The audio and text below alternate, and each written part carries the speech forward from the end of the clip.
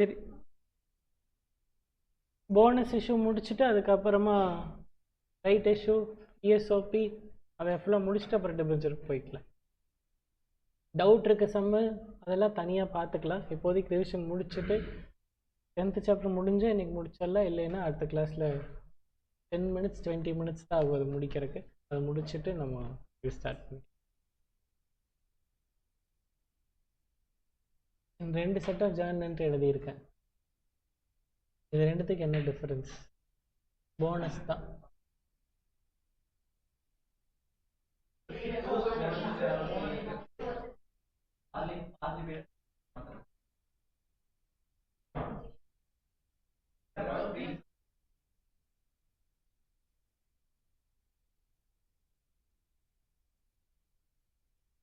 இதுக்கு என்ன கண்டிஷன்? செகண்டுக்கு எல்லாரும் சார்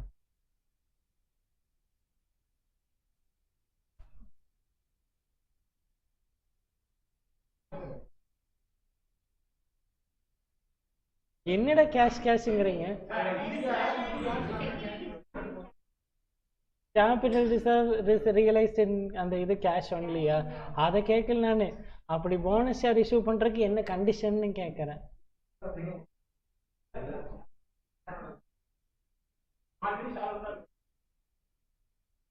ஆமாடா, போனஸ் ஷேரே ஷேர் ஹோல்டருக்கு தானே கொடுப்போம். அவ்வளோதான், அதுதான் கண்டிஷன். கவனிங்க, ஷேரு ஃபுல்லி கால்டப்பாக இருந்து ஃபுல்லி பெய்டப்பாக இருந்தால் மட்டும்தான் you can issue a fully paid bonus share. உங்ககிட்ட ஆல்ரெடி 2 ஷேர் இருக்குது. நான் வந்து ஒரு கம்பெனி, நான் உங்ககிட்ட சொல்கிறேன், உங்ககிட்ட 2 ஷேர் இருந்தால் நான் 1 ஷேர் போனஸாக கொடுக்குறேன் அப்படின்னு சொல்கிறேன்னா, உங்ககிட்ட இருக்க 2 ஷேரும் எப்படி இருக்கணும்னா ஃபுல்லி கால்டப்பாக இருக்கணும். அதுக்கு நீங்கள் ஃபுல்லி பெய்டப்பாக இருக்கணும். நானே கேட்டு வரலன்னா அது ஏன் தப்பு தான். அப்போ நான் உடனே என்ன பண்ணுவேன், கேட்காத அமௌண்ட்டை கேட்டு அந்த அமௌண்ட்டை நீங்கள் பே பண்ணுங்கன்னு சொல்லி உங்ககிட்ட வாங்கிட்டு அதுக்கப்புறம் தான் நான் என்ன பண்ண முடியும், போனஸ் இஷ்யூ பண்ண முடியும். புரிஞ்சுதா இல்லையா? தூங்கிட்டியாடா நீ? இல்லை, நீ விஷ்ணுவில் பின்ன பாரு. நான் அவங்ககிட்ட கேட்டேன், இவனா ஆமான்னு சொல்லி தலையாட்டுறான். பின்னாடி பின்னாடி சரி, அப்படியே நீ எல்லாம் சொல்ல வேண்டாம்.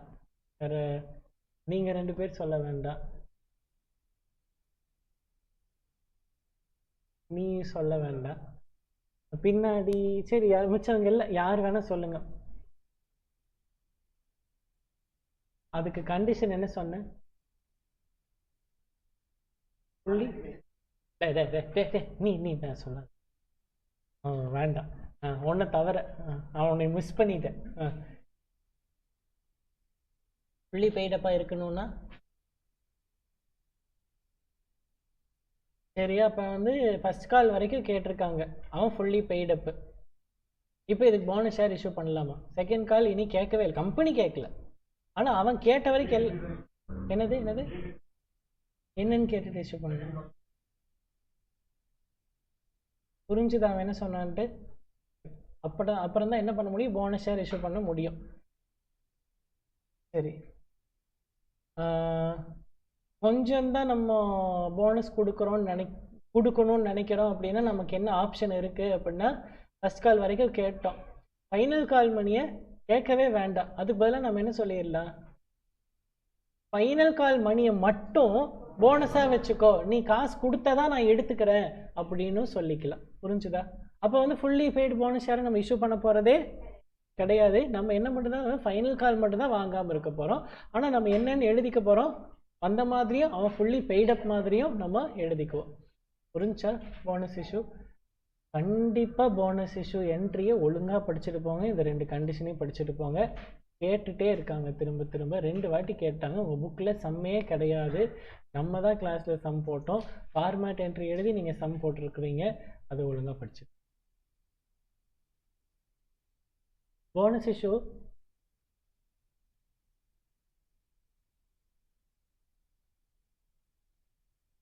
யாருக்கு போனஸ் இஷ்யூ பண்ணுவோம்? ஷேர் ஹோல்டருக்கா எம்ப்ளாயிக்கா? உங்ககிட்ட நான் கேட்கணும் அதை.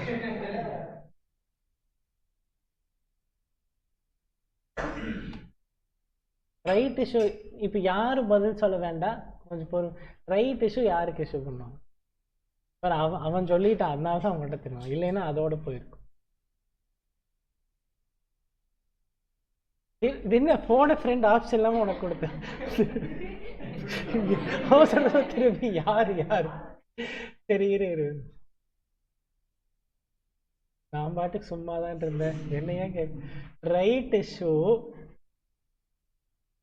இப்ப இருப்பா, நான் கேட்டு எல்லாத்துக்கும் கேட்டு முடிச்சதா அதுக்கப்புறம் நீங்களா ரைட் இஷ்யூ ஷேர் ஹோல்டருக்கு கொடுக்குற ஷேரா இல்லை வந்து எம்ப்ளாயிக்கு கொடுக்குற ஷேரா? ஷேர் ஹோல்டருக்கு.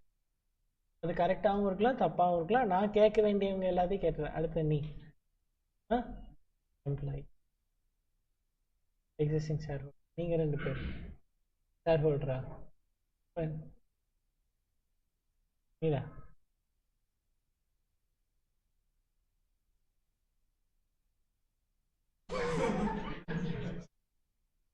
அது நான் ஆப்ஷன்லேயே கொடுக்கல, நான் 2 தான் கேட்டேன்.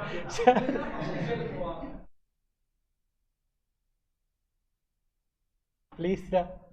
அது டிவிடெண்ட் கொடுக்குற டைம்லேயும் லிக்விடேஷன் டைமில் மட்டும்தான் அவங்களுக்கு வந்து ப்ரிஃபரன்ஸ் இல்லை. இது ரைட் இஷ்யூக்கெல்லாம் அவனுக்கு உரிமையே கிடையாது, அவனை விட்டுரு. யாரெல்லாம் பின்னாடி எம்ப்ளாயி இங்கே அதான் யாரெல்லாம் எம்ப்ளாயின்னு சொல்கிறீங்க?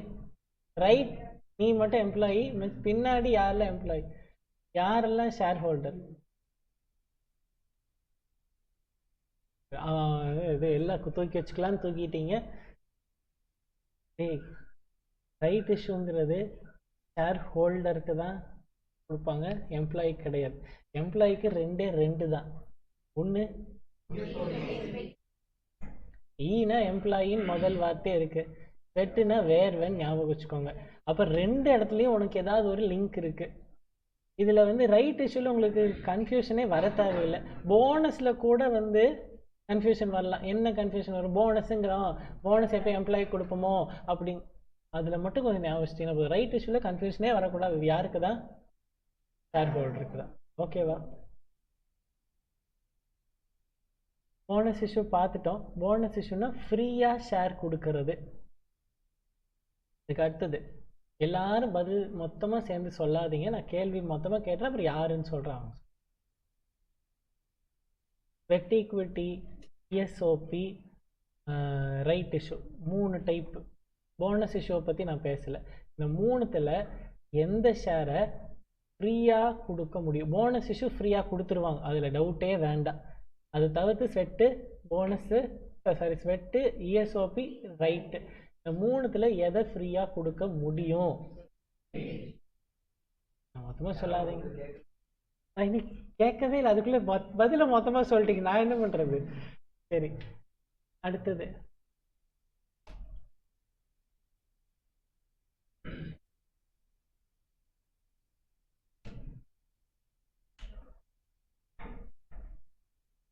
வேணா வாங்கிக்கலாம், வேண்டாட்டி விட்டுறலாம்.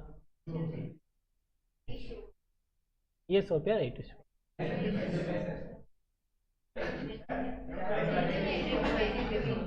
வேணா வாங்கிக்கலாம், வேண்டாட்டி விட்டுறலாம். இது வந்து இஎஸ்ஓபி அண்டு ரைட் இஷ்யூ.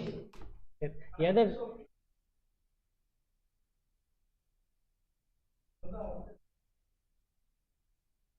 அந்த அது வந்து கண்டிஷன் வர ஒன்று இதில் எதை வந்து விற்க முடியும்? ரைட் இஷ்யூவை தான் விற்க முடியும். எதில் கண்டிஷன்ஸு பெஸ்ட்? வெஸ்டிங் பீரியடு, அதுக்கப்புறம் இன்னொரு பீரியட் என்னது? அதான் நான் தான் தனியாக சொல்கிறேன், எனக்கே இன்னும் தெரில, பார்த்துட்டு வரேன். இப்போ தாண்டா சொல்லி தாண்டா ஆரம்பித்தேன், நான் ஆரம்பிக்கும் போதே அதை தாண்டா சொன்னேன். அன்னைக்கு மாதிரி என்னைக்காச்சும் ஒரு நாள் கீழே உட்காந்து, நாளையிலேருந்து தினம் வருவேன். நாளைக்கெலாம் வேண்டாம், இப்போ வீக்கெண்டில் அடுத்த வாரம் சாட்டர்டேவும் இதே மாதிரி போன வாரம் இருக்கும்னு நினைக்கிறேன். சரி, இஎஸ்ஓபி முடிச்சிட்டோமா? இஎஸ்ஓபியில் வெஸ்டிங் பீரியட் எக்ஸைஸ் பீரியடு புரிஞ்சுதா எல்லாருக்கும்? எக்ஸைஸ் பீரியட் சொல்ல வேண்டாம், எல்லாரும் வெயிட் பண்ணுங்க. எக்ஸைஸ் பீரியட்னா என்ன?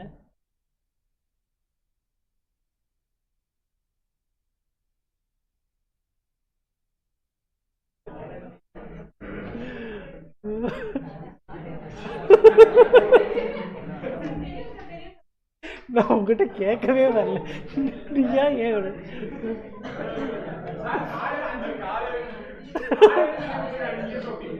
சரி சொல்லு சொல்லு சொல்லு.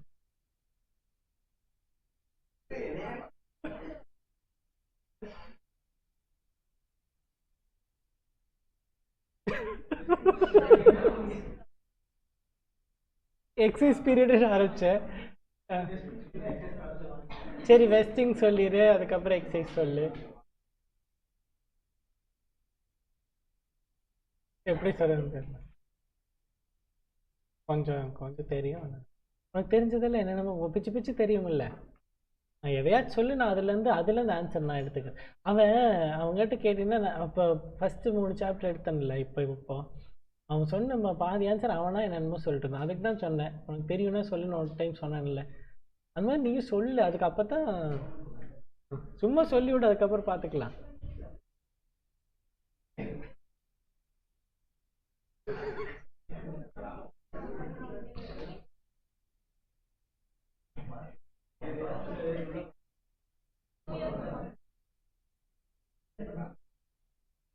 கரெக்ட் 2 இயர்ஸ் கொடுக்குறாங்க.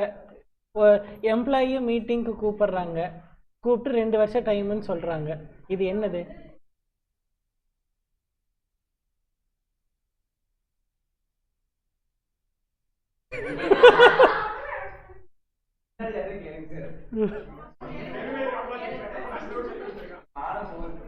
சரி ஓகே, அப்படியே பின்னாடி நீதான் வெஸ்டிங் சொல்லி இருப்பா. சரி, அந்த டைம்ல என்ன பண்ணணும்?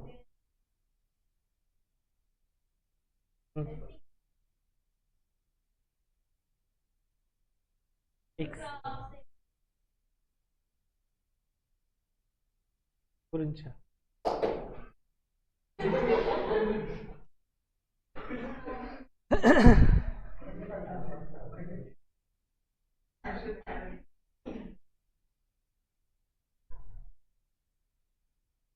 இன்னைக்கு மீட்டிங் கூப்பிட்றோம், ஒரே ஒரு வேர்ட் சொல்லிடுறேன், கேட்டுக்கோங்க. இன்னைக்கு மீட்டிங்க்கு கூப்பிட்றோம் யாரை? இருக்குதுடா ரொம்ப. நானே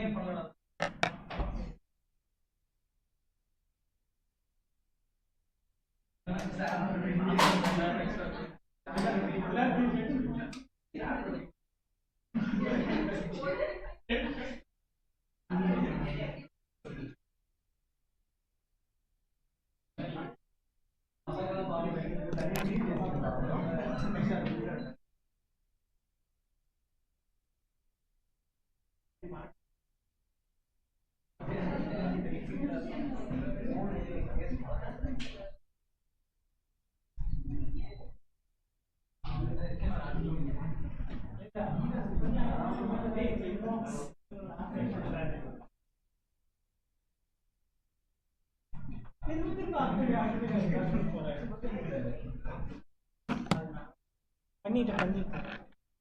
ஒரு 16ல வச்சா வந்துடுங்கிறியா? உனக்கு வருதா? நீ அப்ப இடத்த மாத்தி உட்காந்துரு, இங்க வருதுன்னு சொன்னியா? நேற்று குளிர்து அவன் தானே போயிட்டான். சரி,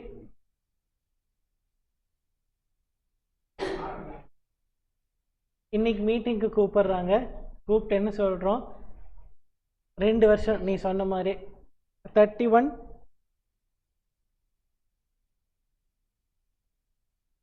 2 வருஷம் டைம். இந்த 2 வருஷம் டைமில் நிறைய கண்டிஷன்ஸ் எல்லாம் ஸ்டேட் பண்ணுறோம். லாஸ் எல்லாம் வராது இப்போ, சரியா? என்ன கண்டிஷன் ஸ்டேட் பண்ணுறோன்னா, நீ 100% ப்ரொடக்டிவாக இருக்கணும், இல்லைன்னா 90% ப்ரொடக்டிவிட்டியாச்சு அச்சீவ் பண்ணி. ப்ரொடக்டிவிட்டின்னா என்ன? 100 மணி நேரத்தில் 100 யூனிட் ப்ரொடியூஸ் பண்ணுங்கிறது ஸ்டாண்டர்டு. அதில் அட்லீஸ்ட் 90 யூனிட்ஸ் ஆச்சு ப்ரொடியூஸ் பண்ணியிருந்தால் அது 90% ப்ரொடக்டிவ். 110 யூனிட்ஸ் ப்ரொடியூஸ் பண்ணி கொடுத்தா அது 110% ப்ரொடக்டிவ். ஓகேவா? அப்போ இந்த பீரியட் ஃபுல்லாகவே நீ எப்படி இருக்கணும், ரொம்ப ப்ரொடக்டிவாக இருக்கணும். 100% ப்ரொடக்டிவாச்சு மினிமமாக அச்சீவ் பண்ணியிருந்துருக்கணும். அதுக்கப்புறம் 2 இயர்ஸ் ஃபுல்லாக நீ இந்த கம்பெனியில் தான் வேலை செஞ்சுக்கிட்டு இருக்கணும். இந்த மாதிரி என்ன கண்டிஷன் வேணால் சொல்லிட்டு போகலாம். எந்த மிஸ்கண்டக்டும் இருக்கக்கூடாது, உன்னால் லாஸ் எதுவும் ஆக்சிடென்ட் நடக்கூடாது. என்ன பஸ் டிரைவர் வந்து ஆக்சிடென்ட்டே இல்லாமல் ஓட்டுன்னுவாங்க. அந்த இந்த படம் பார்த்துருக்கீங்களா? அது வாத்தி வாத்தி. அதில் அவன் சொல்லுவான்ல, அந்த பென்ஸ் கார் நிறுத்திட்டு பார்த்தது இல்லையா?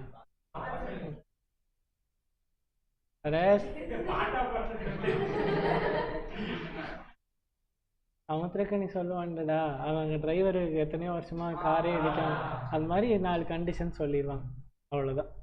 இடிக்காமல் ஓட்டினா உனக்கு வந்து இன்க்ரிமெண்ட்டுன்னு சொல்லியிருப்பாங்க. அந்த மாதிரி அதுலேருந்து இடிச்சிருவார். அந்த மாதிரி ஏதாவது 4 கண்டிஷன் சொல்லி 2 வருஷத்துக்கு நீ அதை பண்ணக்கூடாதுன்றவாங்க. அப்படி இல்லை, அப்படி தான் பண்ணணுன்றவாங்க. அது மாதிரி 2 வருஷம் அதை கரெக்டாக பண்ணி முடிச்சிட்டான்னா he will be eligible for ESOP, employee, அதாவது ஷேர் வாங்கிக்கிறதுக்கு எலிஜிபிலிட்டி கிடச்சிரும். இங்கே என்ன, நான் ஒரு மாதம் டைம் கொடுக்குறேன்னு வச்சுக்கலாம். 30/9/2027. இந்த ஒரு மாதத்துக்குள்ளே எப்போ வேணால் நீங்கள் என்ன பண்ணிக்கலாம், உங்களுக்கு எலிஜிபிளாக இருக்கிற ஷேரை நீங்கள் வாங்கிக்கலாம். At what price? Predetermined price. Predetermined ப்ரைஸ்னால் அந்த ப்ரைஸை என்னைக்கு சொல்லியிருப்போம்?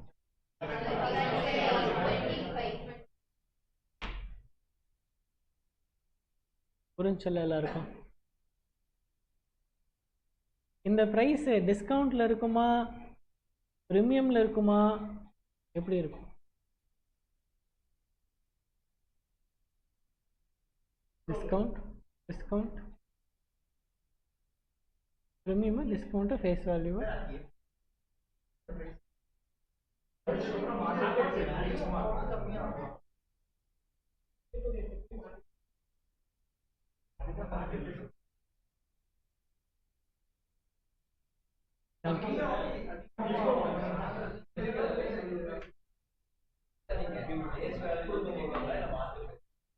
நான் கேட்ட கேள்வி இவ்வளோதான். டிஸ்கவுண்ட்டில் இருக்குமா, ப்ரீமியமில் இருக்குமா? நீ அதுக்கு மேலே நீ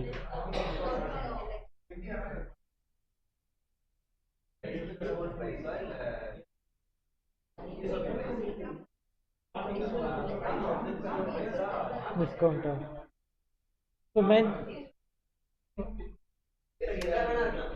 இந்த கேள்வியெல்லாம் பதிலாக சொல்ல முடியாது. நான் கேட்டது இவ்வளோதான். எக்ஸாமில் கொஸ்டின் கேட்டால் நீ அதுக்கிட்ட போய் திரும்ப பேசிகிட்டே இருப்பியா? ஃபேஸ் வேல்யூ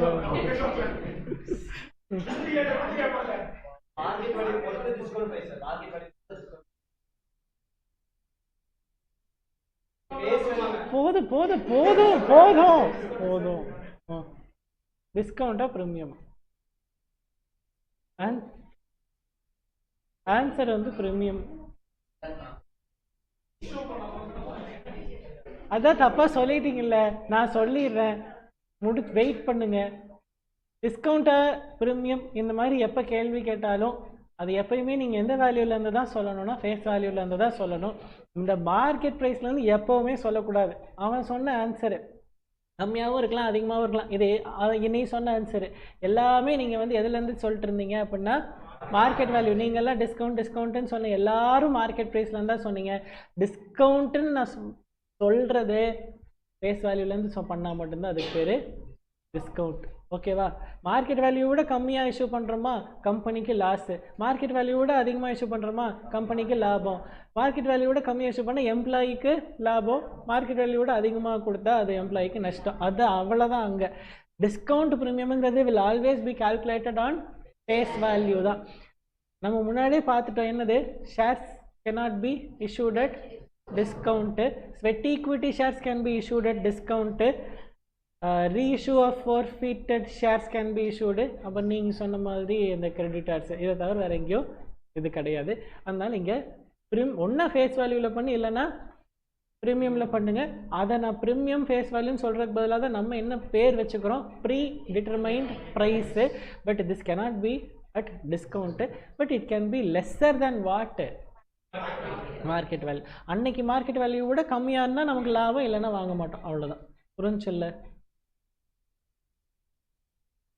சரி, அதனால தான் அந்த கேள்விக்கு பதில் சொல்ல மாட்டேன்ட்டேன். அந்த பேரே வந்து ஃபேஸ் வேல்யூல இருந்து தான்.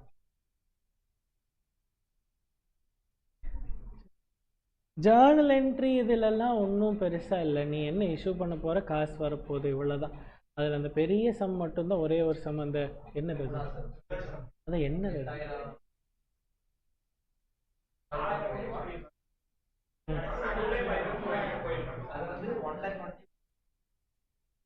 என்ன சொன்னாங்க? யாருக்காச்சும் புரிஞ்சா? புரியலையா? ஏன் அந்த 1,20,000 கிரியேட் ஆச்சு? என்ன நடந்தது? எதனால் அந்த இடத்துல? ஒரே நிமிஷம். அந்த இடத்துல எதனால ப்ரொவிஷன் கால்குலேட் பண்ணுறீங்க? இவ்வளோதான் எனக்கு வேணும். எந்த லாஸ்?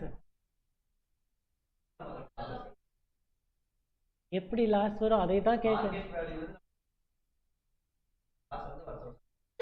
சரி, வர வர வர வர நம்பர் எழுதிக்கலாம். நம்மளா 4 நம்பர் எழுதி கால்குலேட் பண்ணிட்டு போகலாம். இப்போ ஃபேஸ் வேல்யூ ஆஃப் ஷேர் வந்து 100 rupeesப்பா. சரியா? நம்ம அவனுக்கு ஷேரை எவ்வளோக்கு கொடுக்குறோன்னு சொல்லியிருக்கோம்னா 140 rupeesக்கு.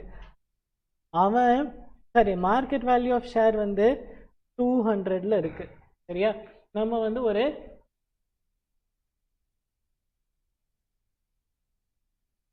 10 எம்ப்ளாயீஸை கூப்பிட்டு ஈச்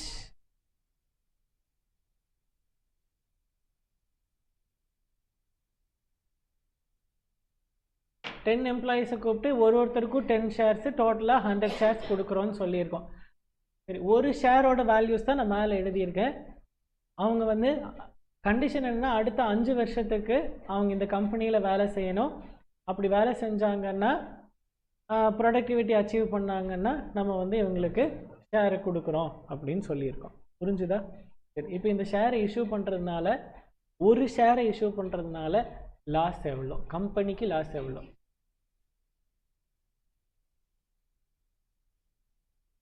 ஓகேவா? இன்னைக்கு நம்ம கூப்பிட்டு மீட்டிங்கில் கூப்பிட்டு இதை சொல்லியாச்சு.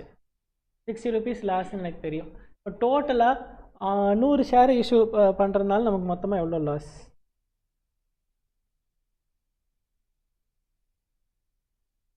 இதை என்ன பண்ண போகிறோம்? 5 இயர்ஸுக்கு இதை ரைட் ஆஃப் பண்ண போகிறோம். இதுக்கு பேர் என்ன? இப்படி ரைட் ஆஃப் பண்ண இந்த எக்ஸ்பென்ஸுக்கு பேர் என்னன்னு கேட்டேன். இல்லை, அதை கேட்கல. பேசிக் டேர்ம்ஸ்ன்னு ஒரு ஃபர்ஸ்ட் சாப்டர், இம்பார்ட்டன்ட் டெர்மினாலஜிஸா ஒரு ஹெட்டிங் படித்தோமா? அது வந்து பேலன்ஸ் ஷீட்டுப்பா.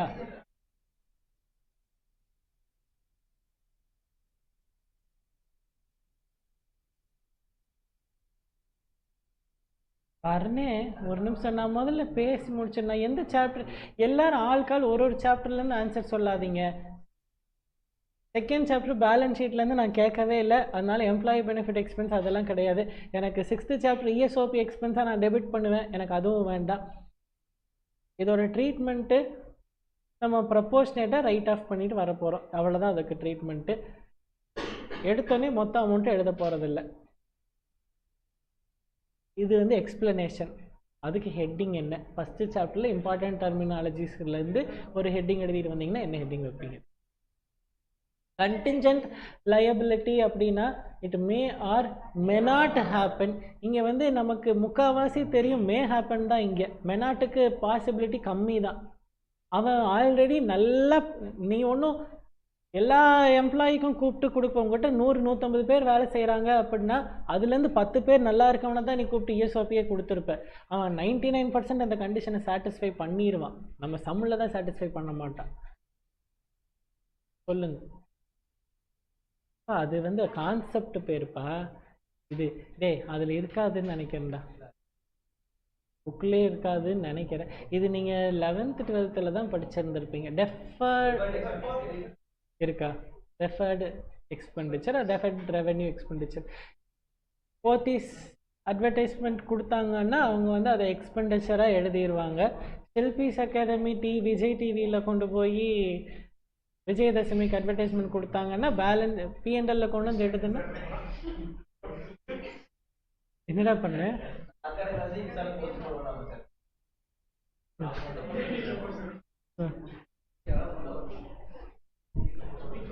சரி கவனிங் கவனிங் கவனிங் கவனிங்.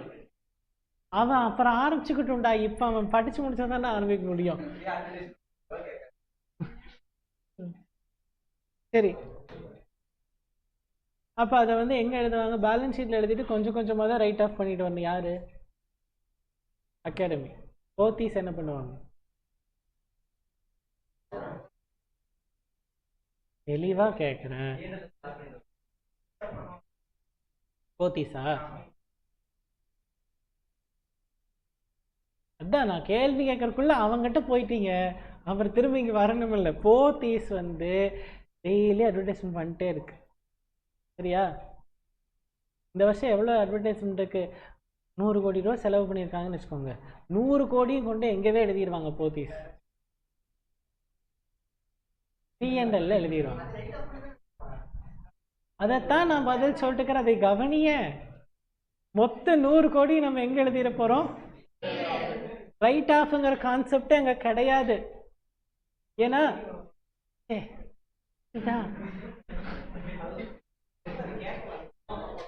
அவங்களோட ரெவென்யூ 1000 crores. அவங்களோட ரெவென்யூ 1000 crores. ப்ளீஸ்டா கொஞ்ச நேரம் அமைதியா இருக்குடா. ஆமா, நான் என்ன பண்றது? அவங்களோட ரெவென்யூ 1000 crores இருக்கும். அப்போ அவங்க வந்து ஈச் இயர் 1000 crores. அப்போ ஈச் இயர் 100 crores அட்வர்டைஸ்மெண்ட் பண்ணால் அது தப்பு இல்லை. இதுக்கப்புறம் எல்லாம் சிரிச்சுட்டே இருக்கக்கூடாது. நம்ம அகாடமியோட ரெவென்யூவே 10 லட்சம் 20 லட்சம் தான் இருக்கும். இவங்க அட்வர்டைஸ்மெண்ட் 1 crore பண்ணா அப்போ அது அசெட்ல எழுதிட்டு இந்த வாட்டி விஜயதசமிக்கு அட்வர்டைஸ்மெண்ட் பண்ணிடலாம்டா. போய் எல்லாம் சுடிச்சு பிடிச்சிட்டு வந்து உள்ள போட்டுடலாம். சிஎஸ்சிஐடி சிஎம்ஐ ஃபவுண்டேஷனுக்கு. அதுக்கப்புறம் அவனே இன்ட்ரு படிப்பான். அதுக்கப்புறம் இவன் சொல்லி ஒரு 4 பேர் வருவான். இந்த மாதிரி இது கண்டினியூ ஆகிட்டே போச்சுன்னா பண்ண அட்வர்டைஸ்மெண்ட் வச்சு ஒரு 4-5 வருஷம் ஓட்டிடலாமில்ல. இப்போ 5 வருஷம் இதோட பெனிஃபிட் வருதுன்னு கூட வச்சுக்கலாம். அப்போ அந்த 1 கோடி ரூபாய் டிவைடட் பை 5ன்னு போட்டு ரைட் ஆஃப் பண்ண போகிறோம். அதுக்கு பேர் தான் என்னது? Deferred revenue expense. ஓகேவா? ஒரே எக்ஸ்பென்ஸ் தான். அந்த கம்பெனிக்கு நம்ம அதை என்னவா காமிச்சோம்? P&L டைரெக்டாக எக்ஸ்பென்ஸாகவே காமிச்சோம். அதை இங்கே பேலன்ஸ் ஷீட்டில் எழுதிட்டு அதை என்ன பண்ணோம்? ரைட் ஆஃப் பண்ணோம். நீ சொன்ன ரைட் ஆஃப் கான்செப்ட் கிடைக்குது. பண்ண போகிற கம்பெனி தான் தப்பு. புரிஞ்சுதா? அவங்க P&L அதை தாங்கிக்க முடியும் அப்படின்னா அதை P&L எழுதிக்கலாம். தாங்கிக்க முடியாதுன்னா அதை கொண்டு போய் பேலன்ஸ் ஷீட்டில் எழுதிட்டு ப்ரிலிமினரி எக்ஸ்பெண்டிச்சர் அதையும் அப்படித்தான் எழுதணும். அதை தான் நேற்று அவங்ககிட்ட சொல்லிட்டு இருந்தேன். அந்த preliminary expenditure 5 equal cost of project capital employed. நீதான் உங்கள் கேபிட்டல் எம்ப்ளாய்டுன்னு ஒரு வார்த்தை இருக்கும். நேற்று ரேஷியோஸ் படிக்கும் போது கேபிட்டல் எம்ப்ளாய்டுன்னு ஒன்று படித்தோம். அதில் பிஜிபிபியில் கேபிட்டல் எம்ப்ளாய்டு வரும். அது வேற, இது வேற. சரி, இப்போ அதே மாதிரி தான் வந்து இந்த 6000 லாஸையும் நம்ம ஈச் இயர் எவ்வளோ P&L கொண்டு போய் சார்ஜ் பண்ண போகிறோம்? 1200 P&L சார்ஜ் பண்ணிகிட்டே வரணும். இப்போ first year 1200, second year 1200, third year 1200 charge பண்ணி முடிச்சாச்சு. தேர்ட் இயரில் வந்து என்ன ஆச்சுன்னா ஒரு இருக்கிறதே 10 பேர் தான்டா. ஒரு 4 பேர் வச்சுக்கலாம். முதல்ல 4 எம்ப்ளாயீஸ் வந்து ரிசைன் பண்ணிட்டு போயிட்டாங்க. ஓகேவா? இப்போ நம்மகிட்ட இருக்கிற எம்ப்ளாயீஸ் எத்தனை பேர்? அவனுக்கு எத்தனை ஷேர் கொடுக்கணும்?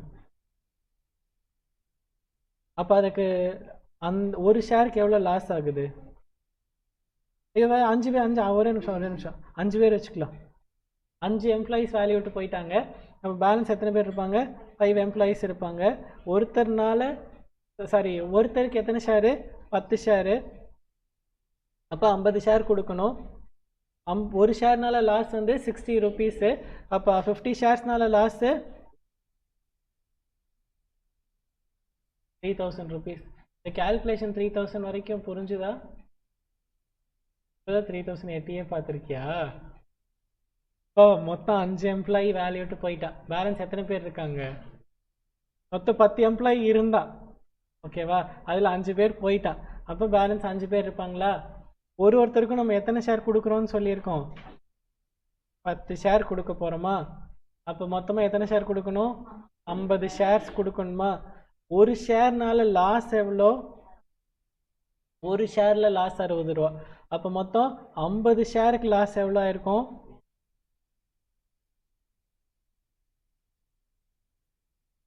கொஞ்சமாச்சு புரிஞ்சா? ஃபாலோ பண்ணிட்டியா? ஆனால் நம்ம ஆல்ரெடி ப்ரொவிஷன் எவ்வளோ போட்டு வச்சிட்டோம்?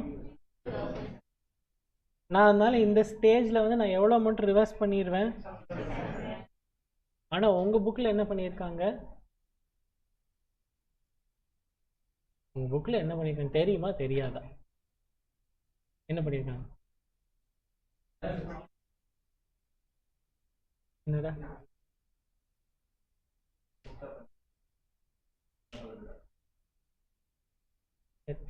புக்கில் என்ன பண்ணியிருக்காங்கன்னு யாருக்கு தெரியும்? புக்கை தேடாதீங்க. இப்பெல்லாம் அந்த சம்ம கொஸ்டின்லாம் படித்து மொத்தமாலாம் யோசிச்சுட்டு இருக்க முடியாது.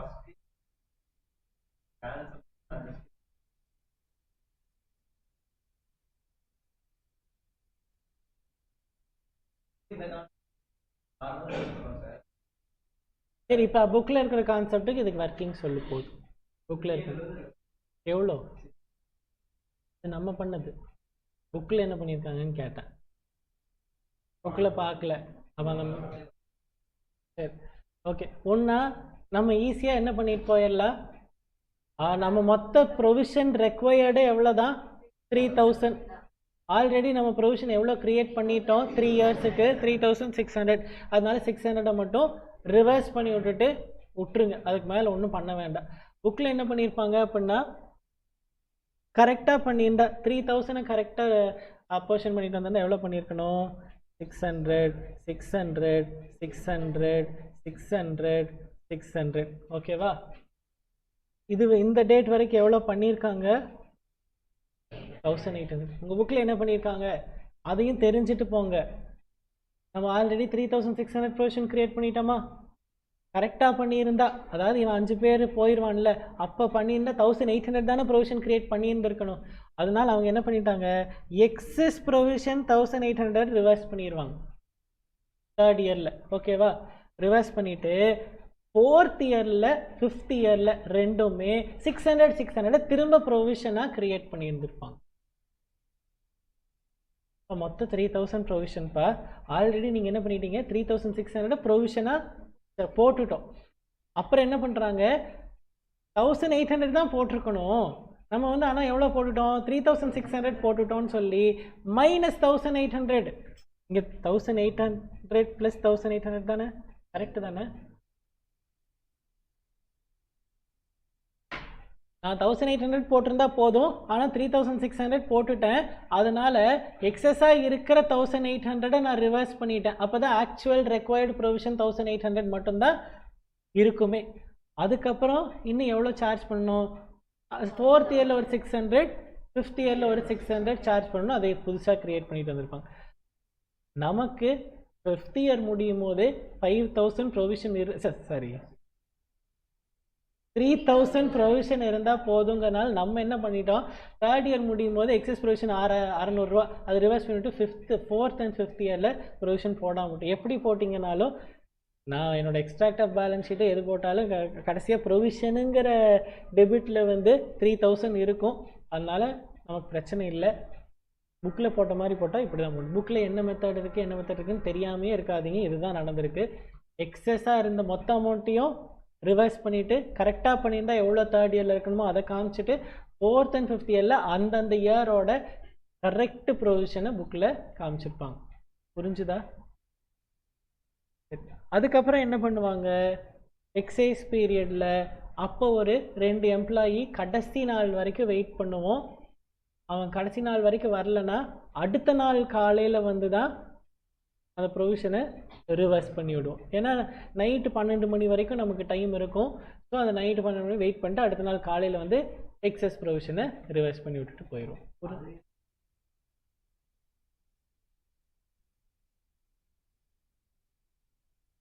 ஏட்ல லாப்ஸ் ஆகிறது தான் இது.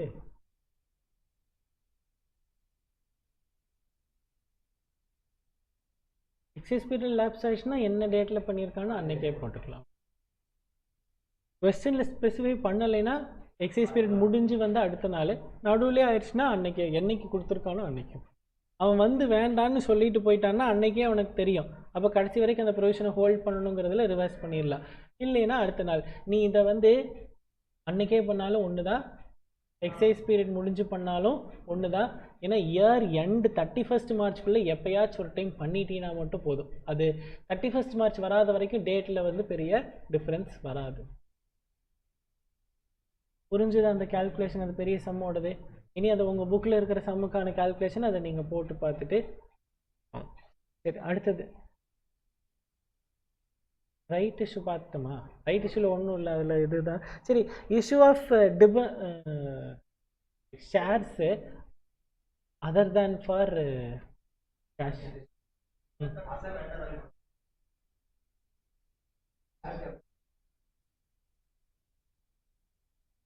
அசெட் உள்ள வருது, காசு பே பண்ண என்ன entry? Asset to bank, asset to cash. அதுக்கு பதிலாக அசெட் டு ஷேர் கேபிட்டல். ஓகேவா? அது 2 என்ட்ரியாக போட்டிருக்கியா? அசெட்டை யார்கிட்டருந்து வாங்கினியா அவன் பேர் vendor, asset to vendor, vendor to share capital. ஓகேவா? உன் மனசில் இருக்க என்ட்ரி நான் சொல்லிட்டேன்னா அதே சிங்கிள் என்ட்ரியாக போட்டால் இப்படி, அது டியூ ஒன்று பேமெண்ட் ஒன்று, இது டைரெக்டாக ஒரு சிங்கிள் என்ட்ரி போட்டேன். ரெண்டும் ஒன்று தான். இதில் உங்களுக்கு முக்கியமாக தெரிஞ்சுக்க வேண்டியது, அசட்டோட வேல்யூ 20 lakhs இருக்கும். நான் வந்து 800 ஷேர்ஸு, சரி 20 lakhs சொன்னேன்னா 18,000 ஷேர்ஸ் ஆஃப் rupees 1000 ஈச் இப்படி கொடுத்துருந்தா என்ன பண்ணுவீங்க? 18,000 into 100 1000 18 lakhs. 18,000 shares of rupees 100 ஈச்னு கொடுத்துட்டாங்க. இது என்ன பண்ணுவீங்க?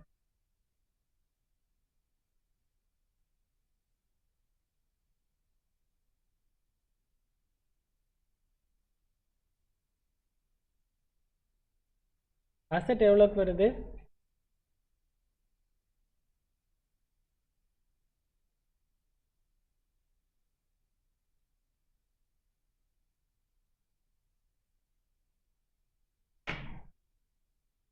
இதான் நானும் கேட்டேன், இதான் மாற்றி சொன்னேன். நம்ம ஷேரை வந்து கம்மி வேல்யூக்கு தான் கொடுத்துருக்கோம், ஆனால் அவன் அசட்டை வந்து நிறைய வேல்யூ கொடுத்துருக்கான். அப்படின்னா என்ன அர்த்தம்? என்னோட ஷேரோட வேல்யூ, அது மதிப்பு வந்து அதை விட அதிகம்ன்றது தான் அர்த்தம். அதனால 2. ஓகேவா? அது தலைகீழாக இருந்தால் தான் அவன் சொன்னது கேபிட்டல் ரிசர்வ். சரி, அண்டர் ரைட்டிங். அண்டர் ரைட்டிங்கில் வந்து நீங்கள் போட்டு ரொம்பலாம் கன்ஃபியூஸ்லாம் பண்ணிக்க வேண்டாம். அந்த பேர் மட்டும் தெரிஞ்சுக்கோங்க. உங்கள் புக்கில் எல்லா சமயம் 2 மெத்தடில் போட்டிருப்பாங்க. நான் உங்களுக்கு ஒரு மெத்தட் தான் சொல்லி கொடுத்துருக்கேன். அந்த ஒரு மெத்தட்னா ஆரம்பத்துலேருந்து கடைசி வரைக்கும் ஒரே ஃபார்மேட்டு தான். ஃபார்மேட்டை நான் மாற்றவே இல்லை.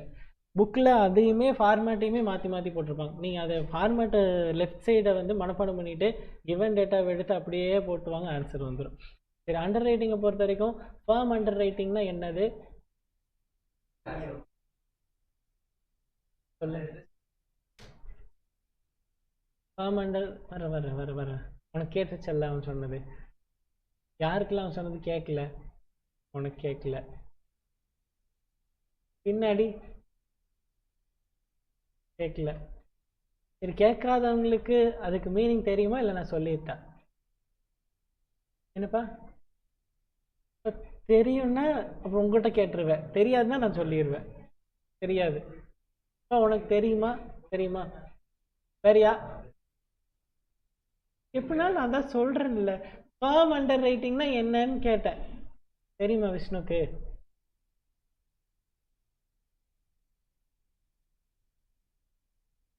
நானே சொல்லிடுறேன். ஃபார்ம் அண்டர் ரைட்டிங்னா அண்டர் ரைட்டர் வந்து சரி முதல்ல இருந்து ஆரம்பிச்சு, கம்பெனி வந்து 10,000 ஷேர் இஷ்யூ பண்ணுறாங்க. கவனிச்சுக்கோங்க நல்லா. கம்பெனி எத்தனை ஷேர் இஷ்யூ பண்ணுறாங்க? 10,000 ஷேர். இதில் அவன் தான் அண்டர் ரைட்டர். அவன் என்ன சொல்கிறான்? என்டையர் 10,000 ஷேர்ஸையும் நான் வெளியில் விற்று தந்துடுறேன். விற்க முடியலைன்னா மிச்சம் இருக்கிறத நான் வாங்கிக்கிறேன்னு சொல்கிறேன். இது வந்து நார்மல் அண்டர் ரைட்டிங். ஓகேவா? புரிஞ்சா? Normal under writing. இப்போ ஃபர்ம் அண்டர் ரைட்டிங், என்டையர் 10,000 ஷேர்ஸை நான் வெளியில் விற்று தரேன். ஆனால் அந்த 10,000ல் ஒரு 1000 ஷேர்ஸை நானே தான் வாங்கிக்குவேன் அப்படிங்கிறான். நான் வெளியில் விற்கவே மாட்டேன், நானே தான் வாங்கிக்குவேன்.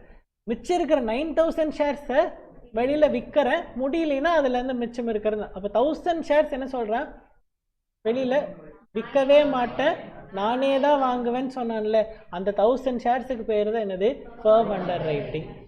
கொஸ்டின் படிக்கும் போது எப்பயுமே அந்த ஷேர்ஸ் சப்ஸ்கிரைப்டு கொடுக்குறாங்கல்ல, அந்த ஷேர் சப்ஸ்கிரைப்டில் ஃபர்ம் அண்டர் ரைட்டிங் இன்க்ளூடடா நாட் இன்க்ளூடடான்னு கொஞ்சம் கவனமாக படித்து பாருங்கள். அதுக்கப்புறமா சம் போடுங்க. அது இன்க்ளூடடாக இருந்தால் அது வெளியில் எடுத்து விட்டுட்டு அந்த மார்க் அப்ளிகேஷன் போடணும். அப்படி இல்லைன்னா அப்படியே மார்க் அப்ளிகேஷன் லெஸ் பண்ணிக்கலாம். ஸோ அதை மட்டும் கொஞ்சம் கவனமாக, அந்த அப்ளிகேஷன் ரிசீவ்டு வந்து இன்க்ளூடிங் ஃபார்ம் அண்டர் ரைட்டிங்கா வித்தவுட் இன்க்ளூடிங் ஃபார்ம் அண்டர் ரைட்டிங்கான்னு பார்த்துட்டு சம் போடணும். அடுத்தது மார்க்டு அப்ளிகேஷன்னா என்னன்னு யாருக்கெல்லாம் தெரியாது? மார்க் அப்ளிகேஷன் தெரியாது. டே டே டே டே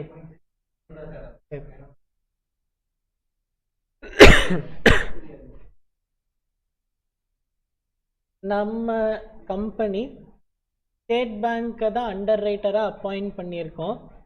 ஸ்டேட் பேங்க் கிட்ட போய் எனக்கு பதிலாக நீங்கள், நான் சொன்னால் யாரும் ஷேர் வாங்க மாட்டாங்க, நீங்கள் எனக்காக ஷேரை விற்றுத்தாங்கன்னு சொல்லியிருக்கோம்.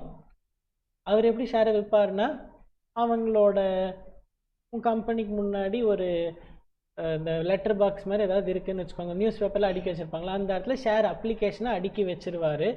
நமக்கு கஸ்டமர்ஸ் எல்லாம் வருவாங்க போவாங்க, அவங்கெல்லாம் அந்த அப்ளிகேஷனை எடுத்து அதில் ஃபில் பண்ணி ஷேரை போஸ்ட் பண்ணாங்கன்னா அது யாருக்கு வரும்? எஸ்பிஐக்கு போகுமா, கம்பெனிக்கு வருமா? நீ பதில் சொல்லிட்ட. எஸ்பிஐ. கம்பெனிக்கு போகுமா, எஸ்பிஐயா? எஸ்பிஐ. இருதான் சொல்லிட்டே இல்லைடா, இருறேன்டா. கம்பெனி. நீடா? கம்பெனி தான். நீ சொல்லிட்டியா? Company, SBI. கம்பெனியா, எஸ்பிஐயா? நீடா நீடா நீடா நீ என்ன சொன்ன? கம்பெனி. எஸ்பிஐ போயிட்டு கம்பெனிக்கு வரும். யாரெல்லாம் எஸ்பிஐ? அதாவது தூக்குறதா வேணும்னு சுத்தி பார்த்து ஒரு முடிவு எடுக்கிற பத்தியா?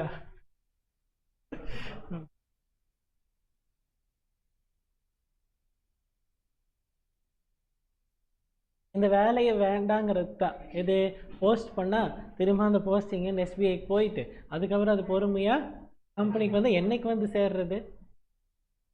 ஆனால் கம்பெனிக்கு என்ன தெரியணும், இதெல்லாம் எஸ்பிஐ மூலமாக வந்திருக்குதுன்னு யாருக்கு தெரியணும்? கம்பெனிக்கு மூலமாக தெரியணும். ஏன்னா அப்படின்னா தான் இவங்க எவ்வளோ விற்றுருக்குறாங்க, அண்டர் ரைட்டர் எவ்வளோ விற்றுருக்கான். நம்ம கேஸில் ஒரே ஒரு அண்டர் ரைட்டர் தான், அதனால பிரச்சனை இல்லை. 4-5 அண்டர் ரைட்டர் இருந்தாங்கன்னா இப்போ யார் யார் எவ்வளோ விற்றுருக்கா அதெல்லாம் நமக்கு தெரியணும். ஸோ அதனால் அந்த முன்னாடி நியூஸ் பேப்பர் அடிக்க வைக்கிற ஸ்டாண்டில் அப்ளிகேஷனை வச்சுருந்தாங்கல்ல, அதில் என்ன பண்ணியிருப்பாங்கன்னா எஸ்பிஐ எஸ்பிஐ எஸ்பிஐன்னு அந்த அப்ளிகேஷன் ஃபார்ம் எல்லாத்துலேயும் சீல் வச்சுருப்பாங்க. அப்போ பப்ளிக் என்ன பண்ணுவாங்க, அந்த அப்ளிகேஷன் ஃபார்ம் எடுத்துகிட்டு போவாங்க, ஃபில் பண்ணுவாங்க, போஸ்ட் பண்ணுவாங்க. அது எங்கே வந்துடும்? டைரெக்டாக கம்பெனிக்கு வந்துடும். நம்ம பப்ளிக் எந்த நம்பிக்கையில் அந்த ஷேர் அப்ளிகேஷன் எடுத்துகிட்டு போனாங்க, ஒருவேளை நம்ம வாங்கலைன்னா எஸ்பிஐயே அதை வாங்கிக்கும் அப்படிங்கிற நம்பிக்கையில் தான் அதை எடுத்துகிட்டு போயிருக்காங்க. இப்போ கம்பெனியில் எல்லா அப்ளிகேஷன் ஃபார்மையும் எடுக்கிறாங்க.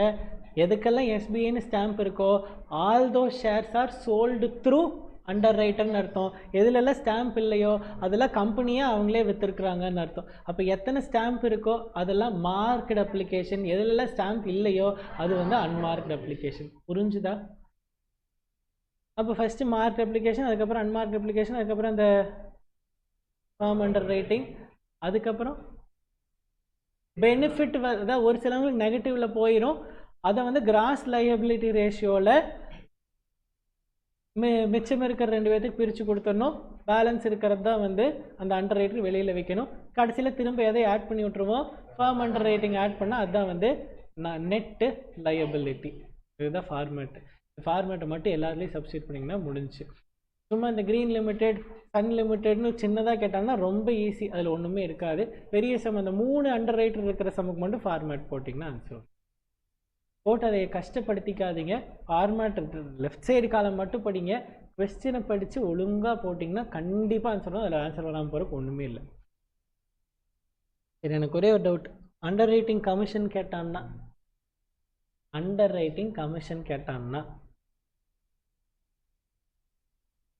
நீங்கள் 3 பேரும் வந்து அண்டர் ரைட்டரா 7500 ஷேர் இருக்குது, 2500 2500 2500 ஷேர் அண்டர் ரைட் பண்ணியிருக்கிறீங்க. நான் தான் கம்பெனி, நானே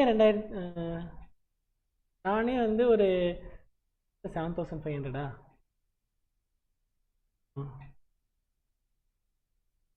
நானே ஒரு 1500 ஷேர்ஸை விற்றுட்டேன். நீ ஒரு 2000 ஷேர் வச்சுருக்க, நீ ஒரு 2000, நீ ஒரு 2000. இப்போ நான் கமிஷன் 2500 ஷேர்ஸுக்கு கொடுக்கணுமா இல்லை 2000 ஷேர்ஸுக்கு கொடுக்கணுமா?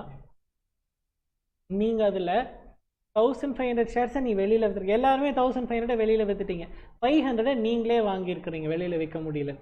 இப்போ நிறைய நம்பர்ஸ் வந்துருச்சு. நான் கம்பெனியை விற்றது எவ்வளோ,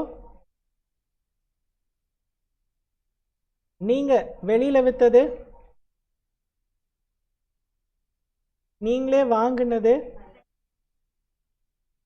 மொத்தமாக total underwrite by each underwriter. ஒரு அண்டர் ரைட்டர் எவ்வளோ டோட்டல், எத்தனை நம்பர் ஆஃப் ஷேர்ஸுக்கு கமிஷன் கால்குலேட் பண்ணணும்?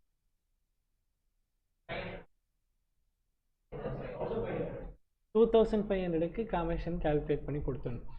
ஏன்னா நீங்கள் யாருமே என்ன சொல்லலை, கம்பெனிக்கிட்ட நீங்கள் சொன்னீங்களா கம்மியாக நீ விற்றுத்தா நான் வைக்கணும்னு வெயிட் பண்ணாதுன்னு? கம்பெனி கம்முன்னு இல்லாமல் விற்றதுக்கு நீங்கள் என்ன பண்ணுவீங்க? நீங்கள் ப்ராமிஸ் பண்ணிட்டீங்க இல்லைன்னா அது உங்கள் பொறுப்பு, நீங்கள் வாங்கியிருக்கணும். அதை விட்டு நான் கம்முன்னு இல்லாமல் நான் போய் விற்றுட்டே இருந்தேன், அதுக்கு எதுக்கு நீங்கள்? அதனால நீங்கள் டோட்டலாக ப்ராமிஸ் பண்ணது 2500, அதனால் அதுக்கு நான் உங்களுக்கு கமிஷன் கால்குலேட் பண்ணி கொடுத்தேன். புரிஞ்சா? கேட்கறது இல்லை, கேட்டால் தெரியும். டவுட்டா? இதுதானே நானும் சொன்னேன்.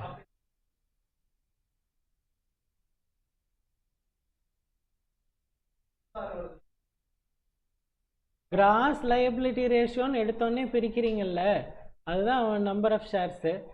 ஒரு ஷேருக்கு எவ்வளோ கமிஷன்னு பாருங்கள், மல்டிப்ளை பண்ணுங்கள், வேலை முடிஞ்சுது. பொதுவாக எப்படி கொடுத்துருப்பாங்கன்னா, ஒரு ஷேரோட வேல்யூ 10 ருபீஸு, 2500 இன்ட்டு 10 இது ஃபேஸ் வேல்யூ. அதுலேருந்து 2% 1% கமிஷன் சொல்லுவான், போட்டு இன்ட்டு 1%ன்னு போடுங்க, அதுதான் கமிஷன். ஏதாவது டவுட் இருக்கா கால்குலேஷன்? இப்போ அண்டர் ரைட்டிங் கமிஷனுக்கு என்ட்ரி கேட்டால் என்ன பண்ணுவீங்க?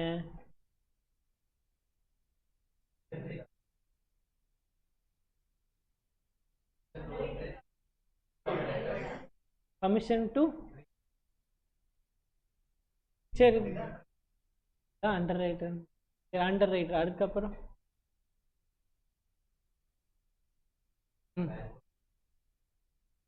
சரி, அதுக்கப்புறம்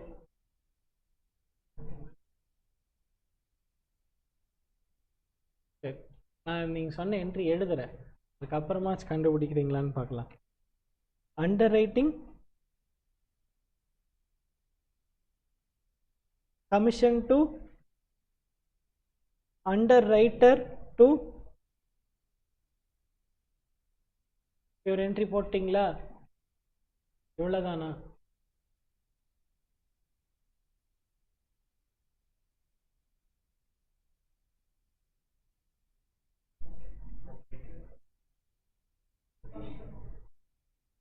எப்பயுமே அந்த டிரான்ஸ்ஃபர் என்ட்ரி போட்டு முடிக்கணும். அப்படி இல்லைன்னா அண்டர் ரைட்டிங் கமிஷன் எங்கே போயிடும்? பேலன்ஸ் ஷீட்டில் அசட் சைடில் போய் இருந்துடும். அப்படி பண்ணக்கூடாது. புரிஞ்சா?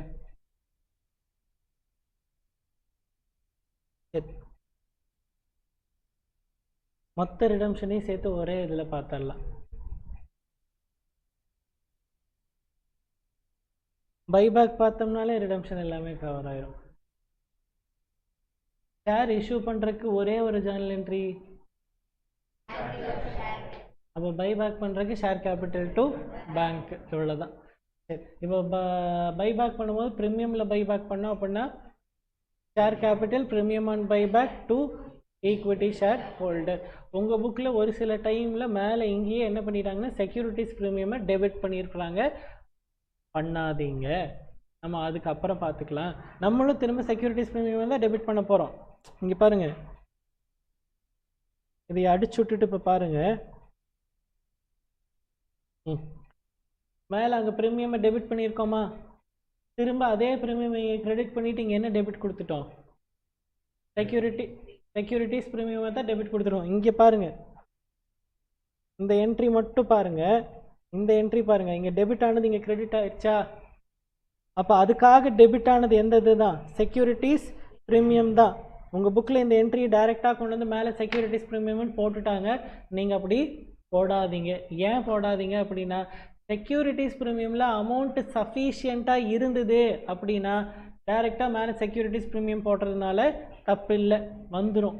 ஒருவேளை எனக்கு ப்ரீமியம் நான் பே பண்ண வேண்டியது, பைபேக் பண்ணும் போது நான் ப்ரீமியம் பே பண்ண வேண்டிய அமௌண்ட்டு 5,000, பட் என்னோட செக்யூரிட்டிஸ் ப்ரீமியம் எக்ஸிஸ்டிங் பேலன்ஸ் ஷீட்டில் செக்யூரிட்டிஸ் ப்ரீமியம் வெறும் 3,000 தான் இருக்குது அப்படின்னா 2,000 பத்தலை அப்படின்னா நான் என்ன பண்ணணும், ப்ரீ ரிசர்வ்லேருந்து ஜென்ரல் ரிசர்வ்லேருந்து எடுத்து கொடுக்கணும். இங்கே செக்யூரிட்டிஸ் ப்ரீமியமில் 3,000 தான் போட முடியும். இங்கே ஜென்ரல் ரிசர்வில் 2,000 போட்டு இங்கே வந்து ப்ரீமியம் ஆன் பைபேக் 5,000.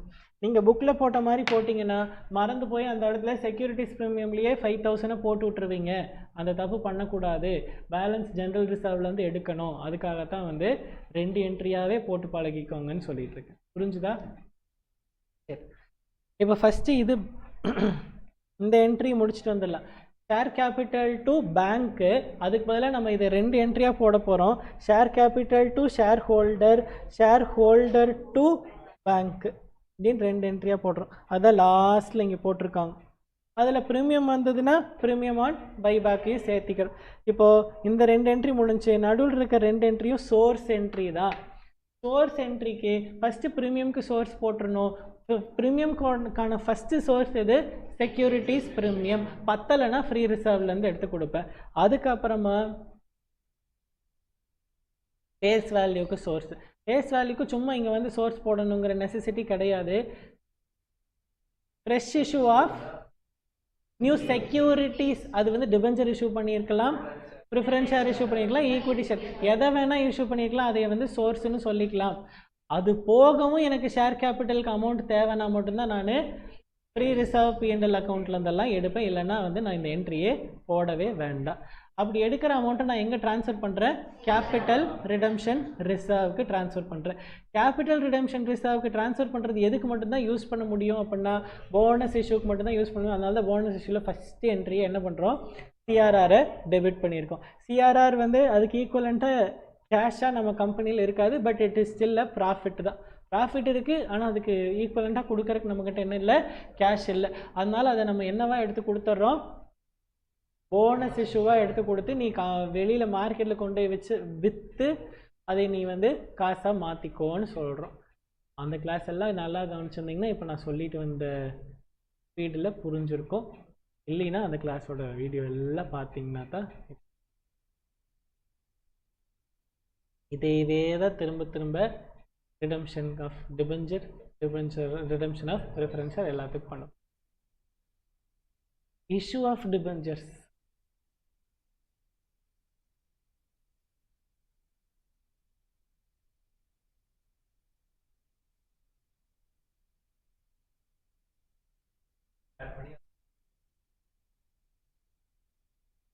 நீ அங்கே பிஎன்எல்ல வந்தோடனே நீ என்ன பண்ணு, கொஸ்டின் பேப்பரில் போய் ப்ளஸ்ன்னு அந்த அமௌண்ட்டை போட்டு வச்சிரு. அதே மாதிரி இந்த இடத்துல ஃப்ரெஷ் இஷ்யூ பண்ணும் போது ப்ரீமியம் வரும், அந்த ப்ரீமியமையும் கொண்டே மேலே போய் ப்ளஸ்ன்னு போட்டு வச்சிரு. நான் இது அப்போவே சொன்னேன்.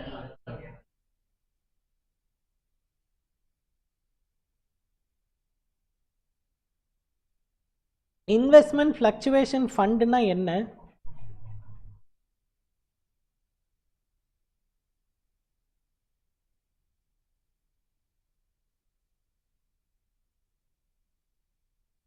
அவ்வளோ பெரிய புக்கில் நீ இன்வெஸ்ட்மெண்ட் ஃப்ளக்சுவேஷன் ஃபண்டை தேடி கண்டுபிடிக்க முடியாது. விட்டுரு. இன்வெஸ்ட்மெண்ட் ஃப்ளக்சுவேஷன் ஃபண்டுனா என்ன?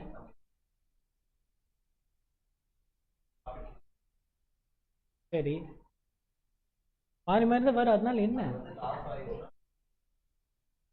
அதை வச்சு என்ன பண்ண? கரெக்டு. அதனால தான் திரும்ப திரும்ப கேட்டுக்க. அதை வச்சு என்ன எப்படி சரி கட்டுவாங்க? எப்படி?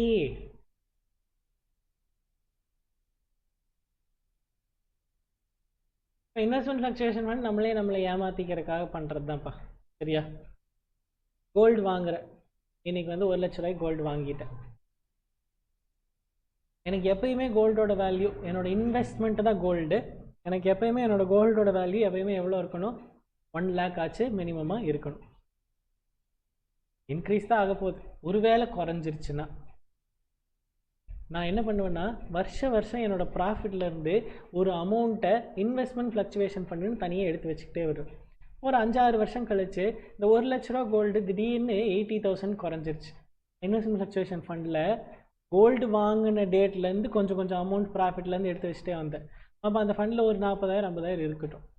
அதுலேருந்து ஒரு 20,000 ரூபாய் வித்ட்ரா பண்ணி உடனே கோல்டை வாங்கி அந்த கோல்டு 1 லட்ச ரூபாய்க்கு திரும்ப நான் மெயின்டைன். ஓகேவா? புரிஞ்சுதா? டவுட் இருக்கா? அந்த ஃபண்டு ஃப்ரீ ரிசர்வா இல்லையா? ரிசர்வ்ஸ் அண்ட் சர்ப்ளஸுக்கு கீழே தான் இந்த ஃபண்டை காமிக்க போகிறோம். இது ஃப்ரீ ரிசர்வா இல்லையா? ஒர்க்மேன் காம்பன்சேஷன் ஃபண்டுன்னா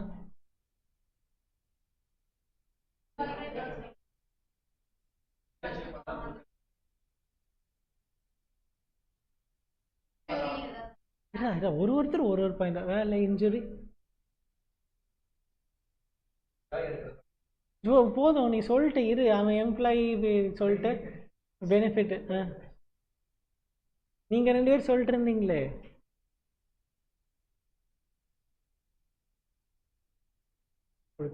அதுதான் எம்ப்ளாயி காம்பன்சேஷன். இன்ஜுரி ஆயிடுச்சுன்னா அவனுக்கு எடுத்து கொடுக்கணும், அதுக்காக காம்பன்சேஷன் பே பண்ணணும், அதுக்காக வைக்கிறது. பெனிஃபிட் பே பண்ணுறதுக்காகவோ இஎஸ்ஓபி பே பண்ணுறதுக்காகவோ இந்த ஃபண்டை எடுத்து வைக்க மாட்டாங்க. இதே மாதிரி கிராஜுவிட்டி பே பண்ணுறதுக்காக எல்லாமே எடுத்து வைப்பாங்க. அதுக்கு வெவ்வேறு பேர் வச்சுக்கலாம்.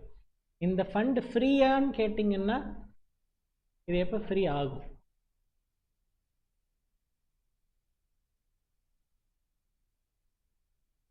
எந்த எம்ப்ளாய்க்கு எதுவும் ஆகலைன்னா நான் புதுசாக வேணால் அந்த ஃபண்டை கிரியேட் பண்ணாமே வச்சுக்கலாம். ஆல்ரெடி அப்போ கம்பெனியே இருக்காது. அதுக்கு எதுக்கு நான் ரிடம்ஷன் ஆஃப் ஷேரில்? கம்பெனி மூடும் போது ரிடம்ஷன்லாம் பண்ணக்கூடாது.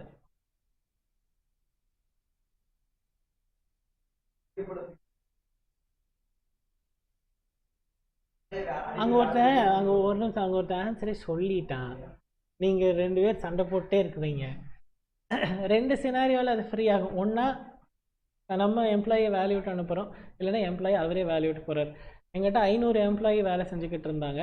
நான் ஒர்க்மேன் காம்பன்சேஷன் ஃபண்ட் எத்தனை பேருக்கு எடுத்து வச்சுருப்போம்? 500 பேருக்கும் ஆக்சிடென்ட் ஆயிடுச்சுன்னா என்ன பண்ணுறதுங்கிறதுக்காக ஃபண்ட் எடுத்து, இல்லை பாஸ்ட் எக்ஸ்பீரியன்ஸ் பேஸ் பண்ணி அட்லீஸ்ட் 10% ஆஃப் மை டோட்டல் எம்ப்ளாயிஸ்க்காச்சும் நான் ஃபண்ட் எடுத்து வச்சுருப்பேன். அப்போ ஒரு 50 பேருக்கு எடுத்து வச்சுருப்பேன். இதில் வந்து ஒரு 200 பேரை வேல்யூட் அனுப்பிச்சிட்டோம். அப்போ 10% எவ்வளோ போதும்? 30 பேருக்கான காம்பன்சேஷன் ஃபண்டு போதும்ல. அப்போ 20 பேருக்கான ஃபண்ட் என்ன ஆயிடுதுங்க? ஃப்ரீ ஆயிடுது. அப்போ அதை நீங்கள் இந்த இடத்துல ஃப்ரீ ரிசர்வ்னு போட்ட எல்லா இடத்துலையும் நீங்கள் யூஸ் பண்ணிக்கலாம். ஓகேவா? அந்த இடத்துல அந்த லைன் இருக்கான்னு பாருங்கள். 300 எம்ப்ளாயீஸ் லெஃப்ட்டு, இல்லை 200 employees left. So workman compensation become free to that extent. இல்லை அதுக்கு ஏதாவது ப்ரொபோர்ஷன் கால்குலேட் பண்ணி கொடுத்தா அந்த இடத்துல ஃப்ரீ ரிசர்வில் முதல்ல அதை எடுத்துகிட்டு அதுக்கப்புறம் ஜென்ரல் ரிசர்வ் எடுக்கணும்.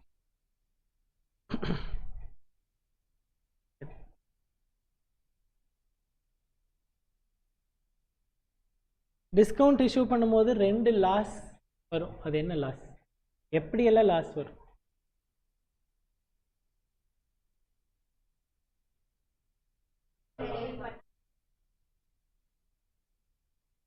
நம்பரோட நான் சொல்லி, நீங்கள் சொன்ன ஆன்சர் தான் கரெக்டு.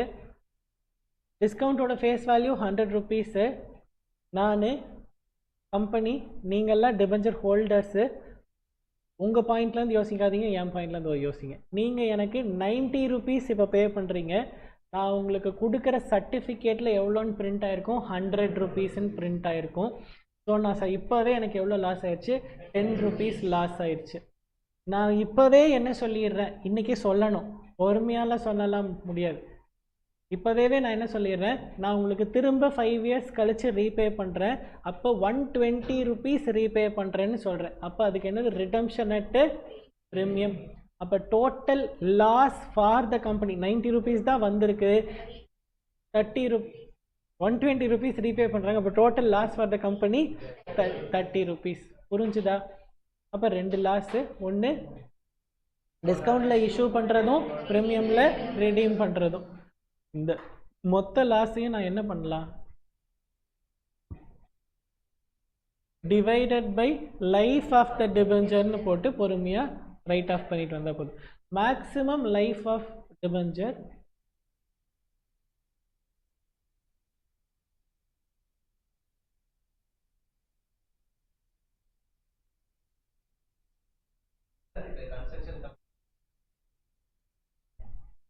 கம்பெனியில் நீங்கள் படிச்சிட்டிங்களா இல்லையா?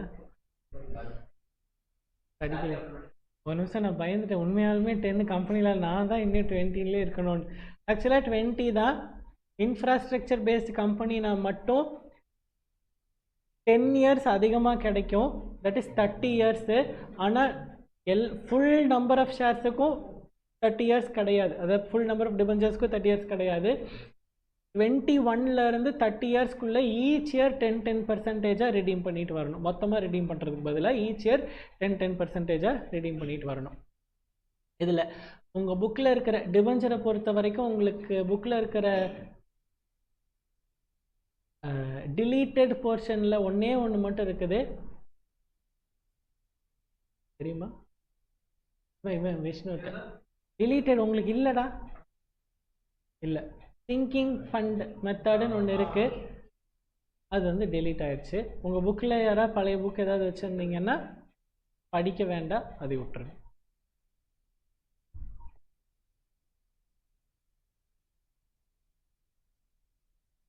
எங்கேயுமே இல்லை, அப்படியே மறந்துடு.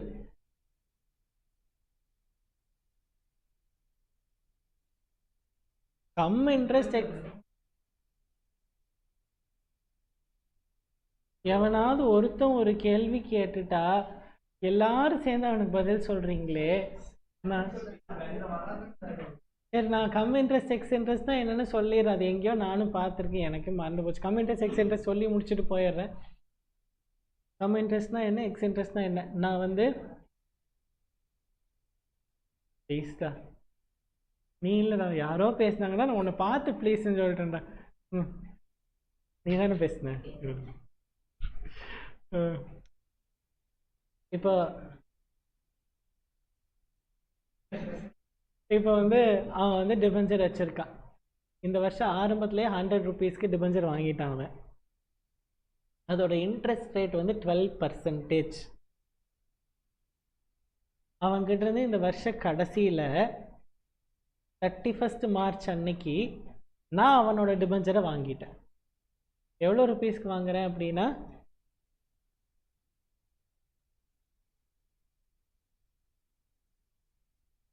105 rupees, 105 rupeesக்கு வாங்கிட்டேன். எக்ஸ் இன்ட்ரெஸ்ட்னு சொல்லியிருக்கேன் அப்படின்னா நான் அவனுக்கு எவ்வளோ பே பண்ணுவேன்? கவனிக்கல இல்லை, இதுதான் நான் சொல்லிகிட்டே இருந்தேன்.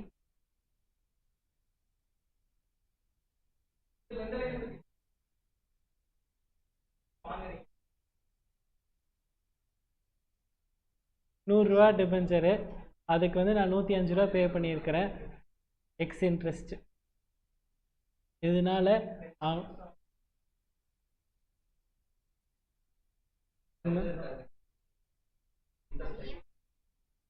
நம்ம நான் அவனுக்கு மொத்தமாக எவ்வளோ பே பண்ணுவேன்? எக்ஸ் இன்ட்ரெஸ்ட்னா ₹105ங்கிறது டிபெஞ்சருக்காக மட்டும் கொடுத்தது. இது இல்லாமல் நான் வந்து என்ன பே பண்ணுவேன்? இன்ட்ரெஸ்ட். ஏன் பண்ணா அவனுக்கு இன்ட்ரெஸ்ட் பே பண்ணணும்? அதான் எதுக்குன்னு கேட்டேன். நான் ஏன் அவனுக்கு ஒரு நிமிஷம் நீ சொல்லிட்டேன், அவங்ககிட்ட அவன் சொல்லிட்டோம். நான் எதுக்கு தான் அவனுக்கு இன்ட்ரெஸ்ட் கொடுக்கணும்?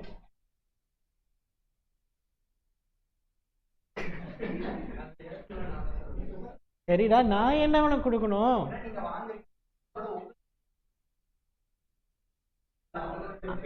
அவங்கிட்ட இப்பயாச்சும் பதில் கேட்டான், சொல்லிட்டான்டா, சொல்றான்.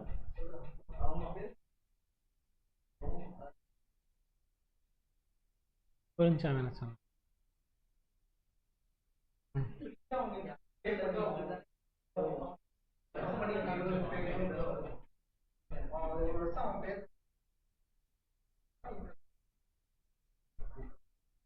இப்பயும் நான் கேட்ட கேள்விக்கு நீ பதில் சொல்ல, அவனுங்கெல்லாம் பதில் சொல்லிட்டானுங்க.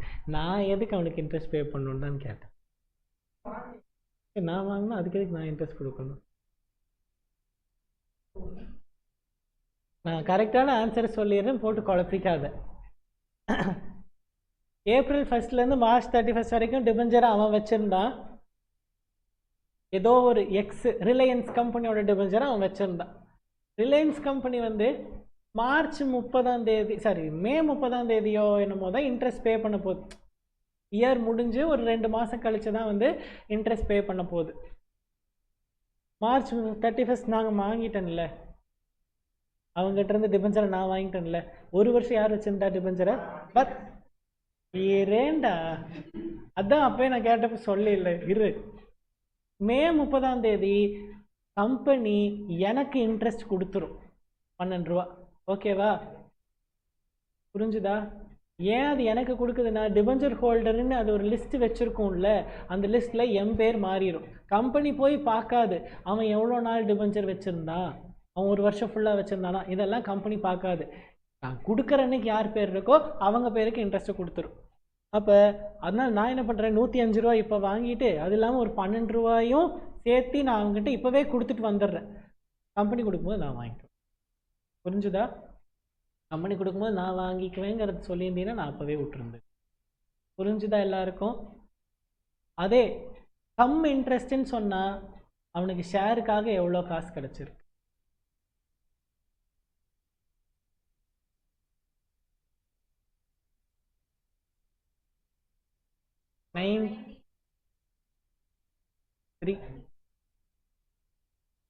இதே சம்ல கம் இன்ட்ரெஸ்ட்னு சொல்லியிருந்தான் 105 கம் இன்ட்ரெஸ்ட் அப்படின்னு சொல்லியிருந்தா அவனுக்கு ஷேருக்காக 93 ருபீஸும் நான் இன்ட்ரெஸ்ட் அமௌண்ட் எவ்வளவும் பே பண்ணியிருக்கேன்.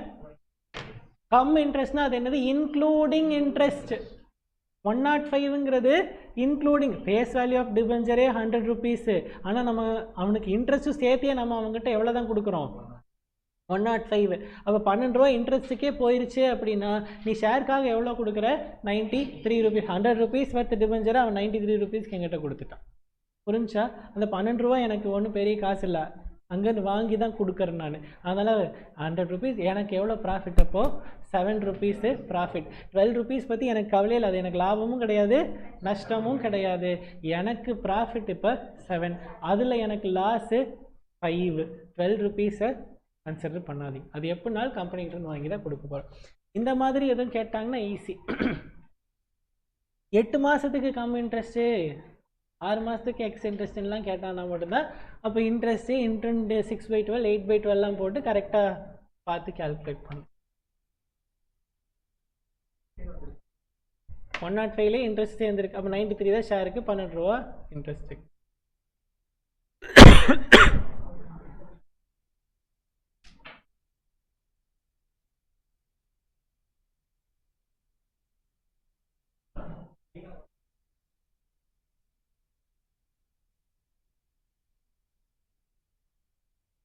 சரி, ஒரு 5 நிமிஷம் கழிச்சு ஸ்டார்ட் பண்ணிக்கலாம் பிரேக்.